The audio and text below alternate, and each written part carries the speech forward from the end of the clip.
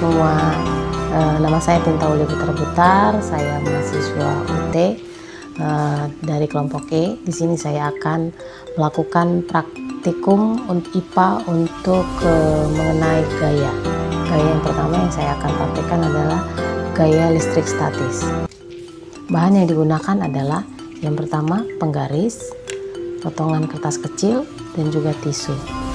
Langkah kerjanya pertama kita ambil penggaris, lalu kita gosokkan kepada selai tisu.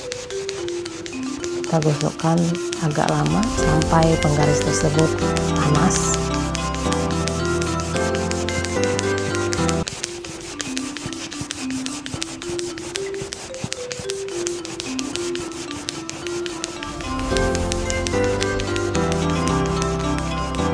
Selain penggaris, bisa juga kita menggunakan alat lain seperti sisir. Lalu untuk wadah tempat kita untuk menggosokkan tidak hanya selai tisu, bisa juga menggunakan rambut. Tapi alat yang saya gunakan adalah selai tisu. Nah, setelah kita gosokkan, kita akan arahkan penggaris tersebut kepada potongan kertas. Nah, kita lihat ya. Nah, kesimpulannya, gaya gesek statis ini menyebabkan kertas yang menempel pada penggaris. Percobaan kedua yang saya lakukan adalah yaitu mengenai gaya magnet. Di sini saya sudah menyiapkan bahan-bahannya. Yang pertama adalah magnet batang, lalu ada penjepit kertas, ada stapler, paku, peniti, potongan kertas kecil, cotton bud, dan juga satu buah sendok es krim ya. Nah, di sini kita akan melihat bagaimana gaya magnet ini menarik benda-benda yang ada di atas meja ini. Nah, yang pertama, arahkan magnet pada alat atau bahan pada setiap masing-masing benda tersebut. Yang pertama saya akan arahkan kepada potongan kertas. Di sini kita bisa lihat bahwa potongan kertas tersebut tidak tertarik pada magnet. Nah, untuk benda kedua, di sini saya mengarahkan magnet kepada penjepit kertas. Nah, kita lihat magnet tersebut menempel pada penjepit tersebut. Nah, benda ketiga adalah peniti. Peniti ini kita ketahui terbuat dari aluminium, lalu kita tempelkan. Nah, magnet tersebut juga menempel pada peniti tersebut. Benda ketiga adalah cotton bud. Nah, kita arahkan tetapi tidak menempel sama sekali. Lalu ada stapler. Di sini kita arahkan apakah magnet tersebut menempel. Nah, ternyata menempel ya.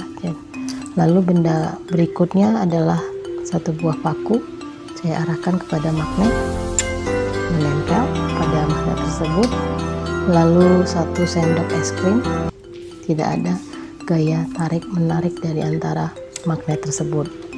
Kesimpulannya, magnet dapat menarik benda-benda tertentu yang terbuat dari besi seperti paku tadi ya, nikel dan kobalt yang disebut benda magnetik. Sedangkan benda-benda lain yang tidak tertarik oleh magnet disebut benda non magnetik. Tadi seperti contoh kertas, satu sendok es krim yang terbuat dari kayu, dan juga cotton bud yang terbuat dari plastik dan juga kapas ataupun kertas.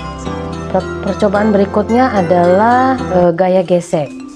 Di sini saya sudah menyediakan alat, yaitu yang pertama adalah neraca pegas, lalu ada wadah yang berupa wadah untuk sebagai alas untuk meletakkan pemberat. Pemberatnya di sini saya memiliki sebuah batu.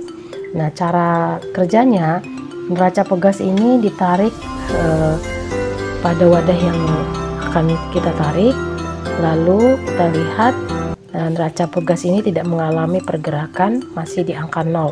Nah, tetapi ketika saya meletakkan pemberat atau sebuah batu ini, ketika saya menariknya, neraca pegas ini akan menunjukkan angka 1,8 Newton. Nah, jadi kesimpulannya, gaya gesek terdapat pada dua benda yang saling bersentuhan. Gaya gesek memiliki arah berlawanan dengan arah gerak benda. Gaya gesek makin besar jika permukaan benda yang bersentuhan kasar, dan gaya gesek berkurang jika permukaan benda yang bersentuhan licin. Percobaan berikutnya adalah gaya pegas. Alat yang saya gunakan adalah pertama karet gelang, penggaris, lalu beban. Di sini saya menggunakan magnet dan juga katrol dan juga statif. Ini statif yang saya buat sendiri ya. Nah, langkah kerjanya pertama kita tarik beban, dan kedua kita tarik lagi. Nah, di sini kita lihat karetnya ini belum ada beban yang menjadi beban untuk karet tersebut. Maka saya akan coba menaruhkan beban di dalamnya. Di sini ada katrol. Nah, kita bisa lihat karet tersebut mengalami perpanjangan ya dari sini. Nah, lalu saya akan coba meletakkan magnet di dalamnya. Lalu karet tersebut juga akan mengikuti beban yang ada di dalam. Nah,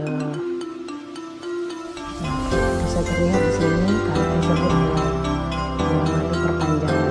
Nah, jadi kesimpulannya, semakin besar gaya yang bekerja pada suatu pegas, maka semakin besar pula pertambahan panjangnya.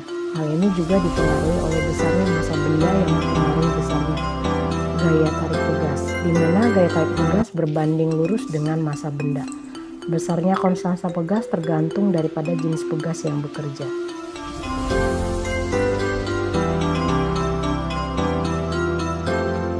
Oke, berikutnya setelah saya meletakkan satu buah magnet di sini, saya coba akan meletakkan satu magnet lagi. Kita akan melihat panjangnya karet gelang tersebut. Kita bisa lihat ya perbedaannya. Karet gelang tersebut semakin memanjang mengikuti beban yang ada. Nah, lalu setelah itu kita akan mengukurnya menggunakan penggaris.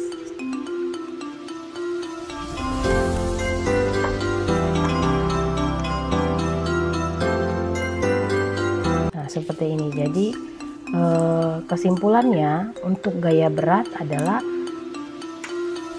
panjang karet gelang akan bertambah seiring dengan beban yang semakin bertambah. Nah, ini kita sebut sebagai kesimpulan dari gaya berat, dengan menggunakan alat yang sama tetapi dengan beban yang berbeda.